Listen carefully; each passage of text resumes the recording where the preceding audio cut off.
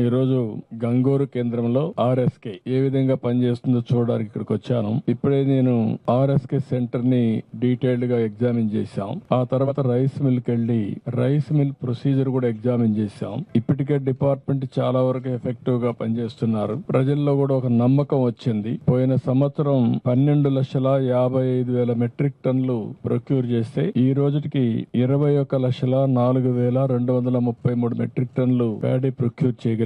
40% ఎక్కువగా 3,20,703 మంది రైతులు ఇందులో భాగస్వాములు అయ్యారు. ఇంత మునుపు బకాయిలు పెట్టి 5-6 నెలలకు కూడా డబ్బులు ఇచ్చేవాళ్ళు కాదు. చాలా వరకు వేధింపులు జరిగాయి. దానివల్ల రైతాంగం కూడా బాగా నష్టపోయారు. ఈ సంవత్సరం అయితే మీరు ఒకసారి చూస్తే 48 గంటలు పెట్టుకున్నాం. 48 గంటల కంటే ముందే ఇచ్చే పరిస్థితికి వచ్చాం. 4,733 కోట్ల రూపాయలు 3,13,670 మంది రైతులకి 48 గంటల కంటే ముందే ఇచ్చారు. అదే సమయంలో 93% 24 గంటల లోపలనే ఇచ్చారు. విత్ ఇన్ ది డే ఇచ్చాం. వాళ్ళ అకౌంట్ లో వెళ్ళేడుగా రైస్ మిల్లుకి పోయి హ్యాండ్ ఓవర్ చేసిన 1 గంట 2 గంటలు అక్కడి నుంచి బయలుదేరి బ్యాంకు పోయే లోపల బ్యాంకులో డబ్బులు ఉండేడుగా మనం చేయగలిగితే బాగుంటుందని చెప్పాను. అది కూడా ఎగ్జామిన్ చేస్తున్నారు.